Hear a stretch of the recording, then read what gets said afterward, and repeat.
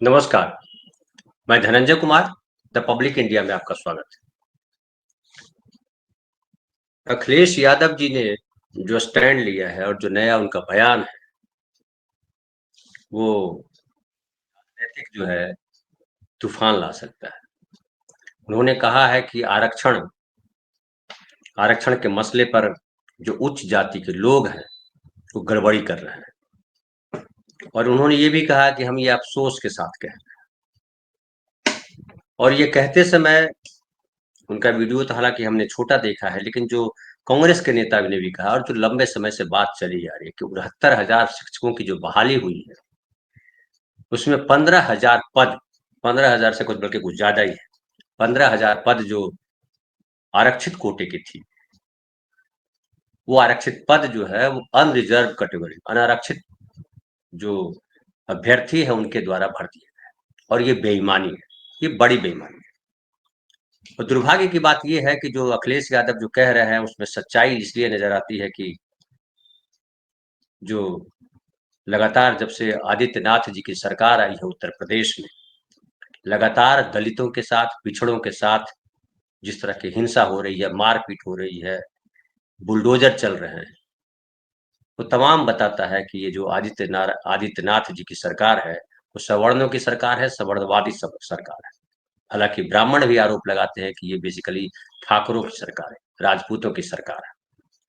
तो जातिवादी हो जाना जो है, अगर किसी कोई सरकार अगर जातिवादी हो जाती है, उनको अगर केवल मुसलमानों से उनको विरोध नहीं, उनको मुसलमानों से विरोध है, उनको यादवों से विरोध है, उनको ब्राह्मणों से विरोध है, उनको दलितों से विरोध है, तो ये दुर्भाग्य की बात है। और दुर्भाग्य की ये भी बात है कि धर्म के नाम पर जो तमाशा कर रहे हैं आदित्यनाथ जी, हालांकि प्रधानमंत्री भी इसमें शामिल है। प्रधानमंत्री ने कहा छतरपुर में कि कुछ लोग हैं, कुछ नेता हैं, जो हिंदू पर्व त्योहारों को बदनाम करते हैं और सनातन धर्म को बदनाम करने की बात लगातार बीजेपी के लोग उठाते हैं। आदित्यनाथ ने कहा कि जो गिद्ध हैं उनको नजर आता है कि कुंभ में कितने लोग मारे गए, जो सुअर हैं उनको नजर आता है कि कुंभ में कितनी गंदगी है, कितनी अव्यवस्था है, लेकिन जो सनातनी है उनको नजर आता है कि कितने लोग नहाने आए। ये कहना चाह रहे हैं आदित्यनाथ जी। जो नहाने आए हैं वो इसलिए नहीं आए हैं कि बीजेपी के शासनकाल में जो है कुंभ हो रहा है और लोग बड़े खुश हैं, चलो गंगा नहाने चलते हैं। हर बार नहाने आते हैं। जब भी कुंभ मेला लगता है, कुंभ मेला तो छोड़ दीजिए, वो हमारे यहाँ माघी पूर्णिमा नहाने के लिए भीड़ लगती है। कोई बुलाता नहीं है उनको कि चलो माघी पूर्णिमा नहाना है। गाँव की औरतें, लोग जाते हैं नहाने के लिए। गंगा नहाना जो है एक आस्था का सवाल है। गंगा को माता मानते हैं, उनके सामने जो है पहली भोजपुरी फ़िल्म बनी थी, एक फ़िल्म आई थी, गंगा मैया तो है पियरी चढ़ाई वो आस्था का सवाल है। वो बीजेपी की वजह से या कोई जो है कह रहा है कि नहीं हिंदू धर्म को मानना है इसलिए नहीं करते हैं। लेकिन जो अव्यवस्था थी, जो अव्यवस्था रही, जो दुर्घटनाएँ हुई, उसकी आलोचना करना, सनातन धर्म की आलोचना करना है या हिंदू धर्म की आलोचना करना है, ये जो नैरेटिव गढ़ रहे हैं बीजेपी के नेतागण, मुख्यमंत्री से लेके प्रधानमंत्री तक, ये अफ़सोसनाक है, दुर्भाग्यपूर्ण है। और हालाँकि अखिलेश यादव लगातार इस बात को उठा रहे हैं कि किस तरीके से जो कुंभ में भ्रष्टाचार किया गया है। उन्होंने कहा है कि कुंभ में अव्यवस्था है और सरकार ने भ्रष्टाचार किया है, क्योंकि 15,000 करोड़ के आसपास का बजट था और उन्होंने आरोप लगाया है कि शौचालय से लेकर के बल्ली गाड़ने तक में घपला हुआ है और इस मामले की जांच की जाए। लेकिन सवाल उठता है कि क्या आदित्यनाथ किसी की चिंता करते हैं? क्या उनको लगता है कि विपक्ष के सवालों के जवाब दिए जाने चाहिए? कि इनको क्या उनको लगता है कि जो उनकी सरकार पर जो आरोप लगते हैं उसका जवाब दिया जाना चाहिए? कोई उर्दू की बात करता है तो उसको कठमुल्ला बोल देते हैं और वो कहते हैं कि हम जो है अच्छे नागरिक बनाना चाहते हैं, कठमुल्ला नहीं बनाना चाहते। भाषा से कोई कठमुल्ला नहीं बनता है। संस्कृत शुरू कर दीजिए, आप भी संस्कृत में बोलिए, तो असली हिंदू माने जाएँगे। देव भाषा है संस्कृत, तो आप देवता बन जाएंगे। आदित्यनाथ को अनिवार्य कर देना चाहिए कि संस्कृत अनिवार्य भाषा है और विधानसभा में संस्कृत ही बोली जाएगी, कोई उर्दू का शब्द नहीं बोला जाएगा। क्या ये कर सकते हैं? आदित्यनाथ लगातार जब से सरकार में आए वो मोदी से आगे बढ़ने की कोशिश में लगे और लगातार ऐसे बयानबाजी देते हैं, ऐसी भाषा बोलते हैं जो गंदी भाषा है, असंसदीय केवल नहीं है, गंदी भाषा है। और उनकी घृणा हर बार उनके संवादों में, उनके बयानों में टपकती रहती है। चाहे अखिलेश यादव के खिलाफ बोले या राहुल गांधी के खिलाफ बोले या किसी मुस्लिम के खिलाफ बोले या भाषा को लेकर के बोले, ये जो है ये सरकार की भूमिका नहीं। लेकिन अखिलेश यादव भी हैं, मैं उनकी तारीफ करूंगा कि अखिलेश यादव ने जो मोर्चा लिया हुआ है उन्होंने संभाला हुआ है। और अभी जो बयान दिया है कि ये जो आरक्षण है, ऊंची जाति के लोग इसमें गड़बड़ी कर रहे हैं, अतिशयोक्तिपूर्ण कुछ लोगों को लग सकता है, लेकिन पिछले जब से नरेंद्र मोदी की सरकार आई है और आरक्षण को लेकर के जो बेईमानियां हुई है उससे तो इनकार नहीं किया जा सकता। ईडब्ल्यूएस सवर्णों के लिए जो 10% आरक्षण दिया गया और जो आरक्षण ऑलरेडी है लंबे समय से है, उस आरक्षित सीटों पर जो है जिस तरह से अनरिजर्व कैटेगरी की बहाली की जा रही है, धोखे से बहाली की जा रही है, हाई कोर्ट के टोकने के बाद भी वो उसको ठीक नहीं किया जा रहा है, तो उससे पता चलता है कि आदित्यनाथ की सरकार जो है या आदित्यनाथ नहीं चाहते हैं कि संविधान सम्मत आरक्षण लागू हो, आरक्षण विरोधी है, ये साफ साफ जाहिर होता है। बीजेपी कितना भी कांग्रेस पे आरोप लगाए, लेकिन ये प्रमाणित होता है कि ये आरक्षण विरोधी सरकार है। लेकिन एक बात मैं कहूंगा कि जो अखिलेश बोल रहे हैं थोड़ा अतिरेकी है बयान। तमाम ऊंची जातियों को लपेट देना कि आरक्षण विरोधी है, ये भी नहीं कहा जा सकता है। और मुझे याद आता है, चलिए ठीक है, बीपी सिंह ने आरक्षण लागू किया, उसमें कहा जाता है कि बीपी सिंह ने जब आरक्षण लागू किया उनको एहसास हो गया कि बीजेपी साथ छोड़ देगी, या कहिए कि उनको दबाव था लालू प्रसाद का, शरद यादव का, रामविलास पासवान का कि आप आरक्षण लागू कीजिए, उस दबाव में उन्होंने बीपी सिंह ने आरक्षण लागू किया, ये कहा जाता है। 27% का जो आरक्षण था। लेकिन जो अर्जुन सिंह ने जो एजुकेशन में आरक्षण लागू किया, अर्जुन सिंह भी राजपूत थे, और जो उन्होंने आरक्षण लागू किया वो किसी दबाव में नहीं किया। उन्होंने जो लागू किया आरक्षणों वो आरक्षण वो हित में किया।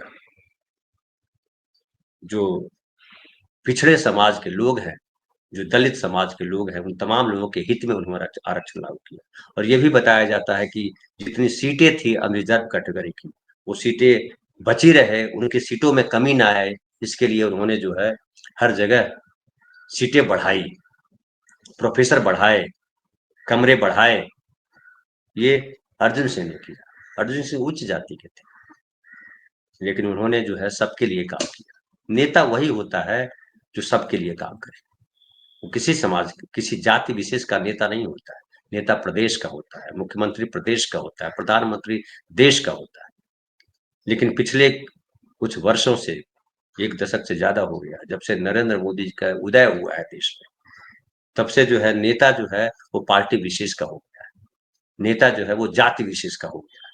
ये दुर्भाग्य की बात है। और जब मुख्यमंत्री इस तरह के व्यवहार करने लगे और वो उनको उनको लगता है कि हम इस तरह की बात करेंगे तो हिंदू के नाम पे सारे हमारे पाप ढक लिए जाएंगे, क्योंकि हम इतना, हमारे पास मीडिया है, वो गटर मीडिया जो है फैलाएगा कि ये देखिए इतने लोग कुंभ में नहाने के लिए आए, ये देखिए ये हिंदू धर्म के खिलाफ बोल रहा है, ये देखिए मुसलमानों का ऐसा हो गया है, मुसलमान ऐसा कर रहे हैं, ये देखिए कि ईसाइयों के इतने देश है, इतनी संख्या है, इतने देश है, मुसलमानों की इतनी संख्या, इतने देश है, हिंदुओं की इतनी संख्या और कोई देश नहीं।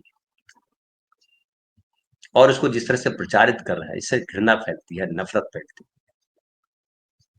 और अक्सर जिक्र आता है कि उत्तर प्रदेश की जितनी आबादी है, यूरोप के कई देशों की आबादी से ज्यादा उत्तर प्रदेश की आबादी है।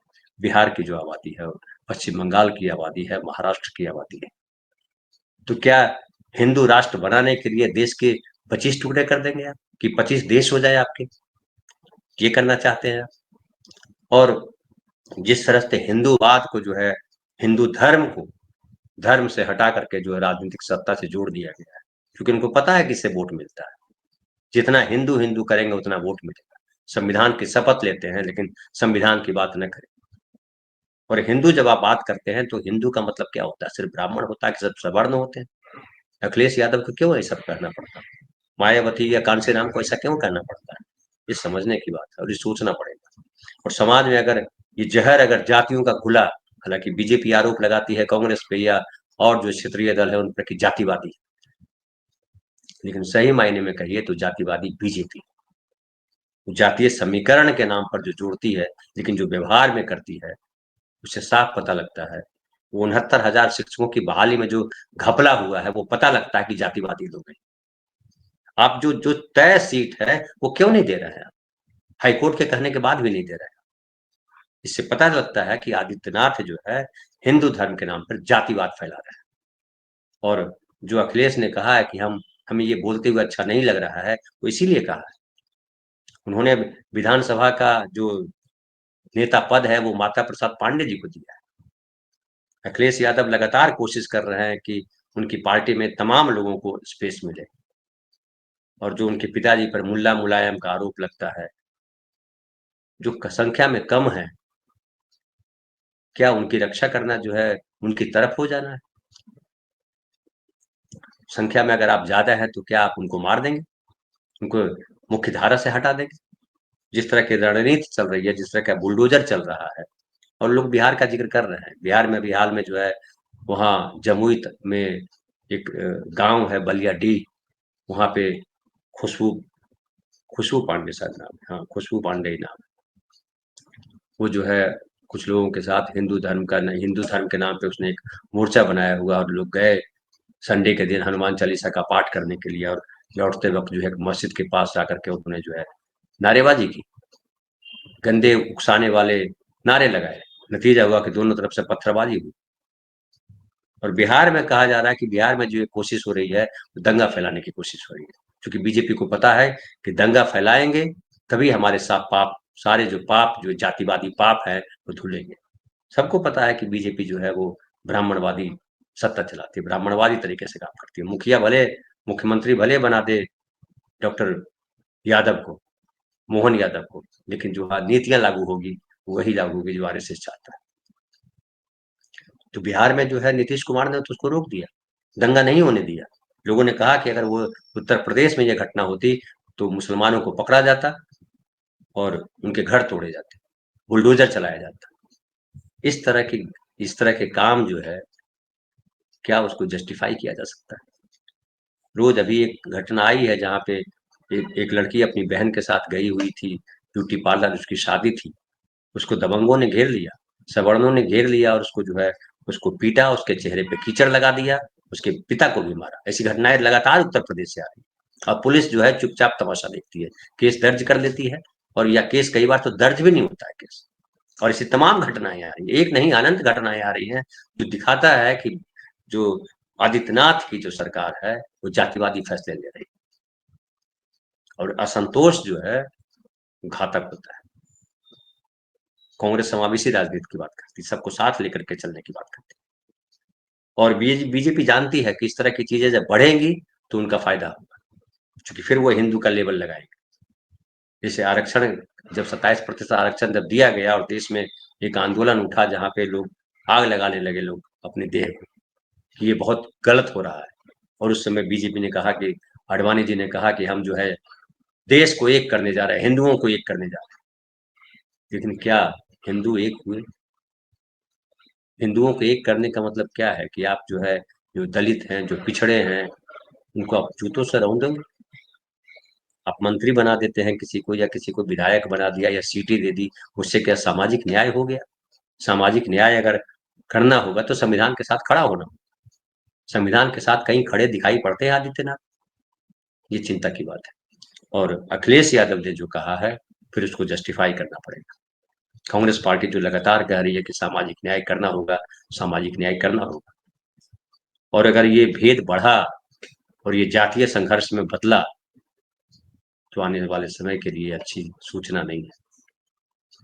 इससे देश कमजोर होगा और इससे हिंदू भी कमजोर होंगे, सब कमजोर होंगे।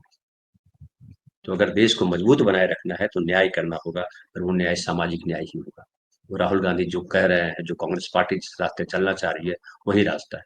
और सुखद है कि ये अखिलेश को समझ में आ रहा है और अखिलेश चाह रहे हैं, वो भी इस बात को लगातार उठा रहे हैं। अखिलेश यादव लगातार सक्रिय है और बोल रहे हैं लगातार, जिस तरह की सरकार हरकतें कर रही है उसके खिलाफ। और मुझे लगता है कि प्रदेश की जनता में ये चेतना आ रही है या आएगी, आज नहीं कल आएगी, और इस बात को समझा जाएगा कि समावेशी राजनीति ज़रूरी है। आप हिंदू मुसलमान करके या ब्राह्मण यादव करके या राजपूत कुर्मी करके आप देश को आगे नहीं बढ़ा सकते। ये देशभक्ति नहीं है और न हिंदू धर्म की बात है। आपका दोनों जो बीजेपी का दोनों है, राष्ट्रभक्त होना, भारत माता की बात करना और धर्म की बात करना, दोनों जो है पाखंड है और दोनों जो है वो देश को कमजोर करने का है। सत्ता तक केवल पहुंचने का उनका एजेंडा होता है। देर सवेर नागरिकों को समझ में आएगा। फिलहाल इतना ही। बहुत बहुत धन्यवाद। कल फिर मिलते हैं नए विषय के साथ।